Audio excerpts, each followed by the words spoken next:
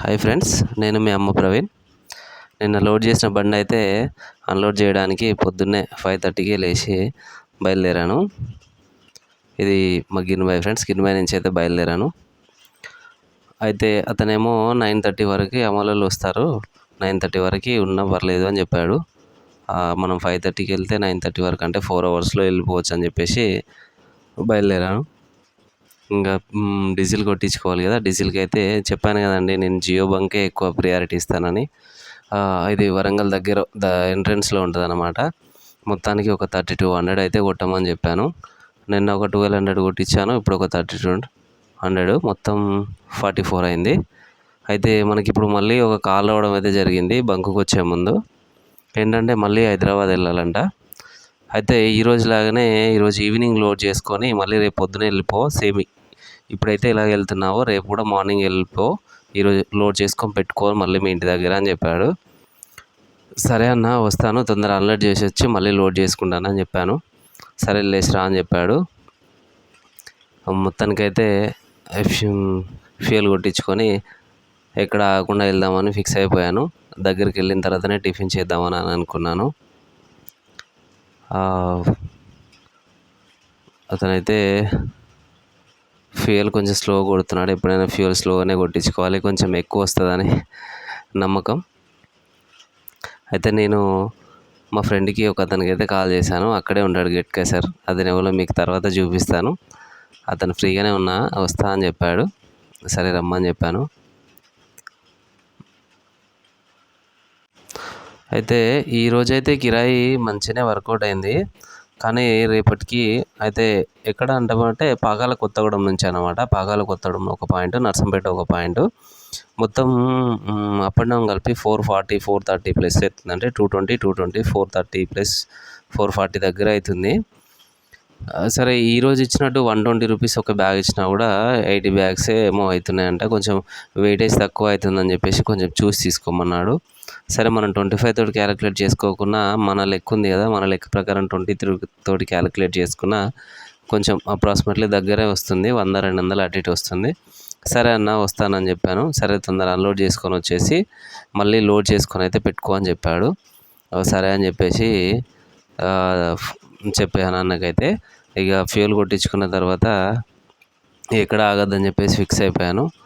నేను ఎప్పుడైనా హైదరాబాద్ వెళ్తే వరంగల్ బైపాస్ గుండానే వెళ్తాను. అంటే హెవీ వెహికల్స్ ఎవరైనా వెళ్తారనుకో అలాగే. కాకపోతే ఇట్లా ట్రాఫిక్ కూడా తక్కువ ఉంటుందని చెప్పేసి బైపాస్ నుండే వెళ్తాను. ఇది ఆర్టీఓ ఆఫీస్ ముందండి, Wardhannapet route, Khammam route side అనమాట. ఖమ్మం రూట్ నుంచి వచ్చేసి ఆర్టీఓ ఆఫీస్ నుంచి రైట్ తీసుకొని బైపాస్ నుండి వెళ్ళిపోవాలి. అదే అన్నమాట బైపాస్. అట్లా వెళ్ళిపోతున్నాము. అయితే చిన్నగా వర్షం అయితే స్టార్ట్ అవుతుంది. హన్మకొండ దాటాం, మడికొండ దాటాను. ఇది కర్ణాపురం అన్నమాట. కర్ణాపురం హైవే అన్నమాట. హైదరాబాద్ హైవే ఎక్కడానికి కర్ణాపురం హైవే దగ్గరనే, కర్ణాపురం దగ్గరే ఎక్కుతాము మేము. మడికొండ దాటిన తర్వాత ఉంటుంది. మొత్తానికి హైవే పైకి అయితే వచ్చేసాను. ఎక్కడ ఆపకూడదని ఫిక్స్ అయిపోయి వెళ్తున్నాను. చిన్నగా వర్షం అయితే కొద్దిగా చాలా ఎక్కువ అయిపోయింది. హనుమకొండ నుంచి మొదలుకొని హైదరాబాద్ అన్లోడ్ పాయింట్ వరకు వర్షం కురుస్తూనే ఉంది. మొత్తానికి ఫస్ట్ టోల్గేట్ దగ్గరికి అయితే వచ్చేసాము. దీన్ని కొమ్మాల టోల్గేట్ అంటారు. ఇది అంతకుముందు 120 రూపీస్ ఉండే, రీసెంట్గా 5 రూపీస్ పెంచినట్టుంది. ఇప్పుడేమో 125 కట్ అయిపోయింది. ఇది అకౌంట్లోకి వెళ్ళి కట్ అయిపోతాయి అన్నమాట. వ్యాలెట్లో వేసుకోవాలి అమౌంట్, వ్యాలెట్లో నుండి కట్ అయిపోతాయి. మొత్తానికి 125 రూపీస్ కట్ అయింది. అంతకుముందు కంటే 5 రూపీస్ ఎక్కువ కట్ అయిపోయింది. వర్షం అయితే పోతున్న కొద్దీ ఇంకా చాలా ఎక్కువైంది. జర్నీ మొత్తం వర్షంలోనే గడిచిపోయింది. అంటే హైదరాబాద్ వరకు వర్షమే. మొత్తానికి భువనగిరి దగ్గర కూడా వచ్చేసాము. భువనగిరి టోల్గేట్ అన్నమాట ఇది. ఈ భువనగిరి టోల్గేట్లో 110 రూపీస్ ఉండే అంతకుముందు, ఇప్పుడేమో 115 అయింది. ఇక్కడ కూడా 5 రూపీస్ పెరిగింది. అక్కడ 125, ఇక్కడ 115, రెండు 5 రూపీస్ అయితే పెంచారు. ఇక్కడ కొద్దిగా ట్రాఫిక్ కూడా ఎక్కువనే ఉంది. అంటే టోల్గేట్ దగ్గర కొంచెం వెహికల్స్ ఎక్కువనే ఉన్నాయి. ఔటర్ రింగ్ రోడ్ దగ్గరికి వచ్చేసాము. చెప్పాను కదా మా ఫ్రెండ్ వస్తా అన్నాడని. అక్కడ ఔటర్ రింగ్ రోడ్ దగ్గర ఉండమని చెప్పాను. సరే నేను వచ్చేసా, ఆల్రెడీ వెయిట్ చేస్తున్నా నీకోసం అని చెప్పాడు. నాకు మనకి ఎదురుగా కనిపిస్తాడు చూడండి, నేనైతే వెళ్ళి అతనికి ఎదురుగా ఆపాను. చూడండి వచ్చేసాడు. అతను ఎవరో కాదండి, మా ఫ్రెండ్, ప్రిన్సిపాల్ అన్నమాట. Junior college principal, SR college principal. ఎప్పుడు కార్లలో తిరగడం, కాలేజీలలో తిరగడం కాదు, అప్పుడప్పుడు ఇట్లా ట్రక్లో కూడా రావాలని అన్నాను. ఖాళీగానే ఉన్నాడు, వస్తా పా అన్నాడు. అట్లా అన్లోడ్ పాయింట్కి తీసుకెళ్దామని చెప్పేసి తీసుకెళ్తున్నా. ఔటర్ రింగ్ రోడ్ ఎక్కుతున్నాము. ఔటర్ రింగ్ రోడ్లో తెలియని వాళ్ళు ఉంటే కొంచెం జాగ్రత్తగా మ్యాప్ పెట్టుకొని చూసుకోవాలి. ఎందుకంటే పైన కొంచెం గజిబిజిగా ఉంటుంది. మ్యాప్ పెట్టుకొని వెళ్ళాలి, లేకపోతే ఎవరినైనా అడిగైనా వెళ్ళాలి. ఎందుకనంటే చూడండి, డౌన్లో ఒక రూటు, అప్లో ఒక రూటు, ఇట్లా 4 లైన్స్ ఉంటాయన్నమాట. కొంచెం కన్ఫ్యూజ్ అయ్యి ఎక్కారనుకోండి, మళ్ళీ రిటర్న్ రానీకి ఉండదు. మళ్ళీ 10 కిలోమీటర్స్ వరకు వెళ్ళాలి, అంటే 10-12 ఉంటుంది. మళ్ళీ ఇంకో ఎగ్జిట్లో దిగాలన్నమాట. మళ్ళీ రిటర్న్ రానీకి ఉండదు, అంటే ఒక 10-12 కిలోమీటర్స్ వేస్ట్ అవుతాయి.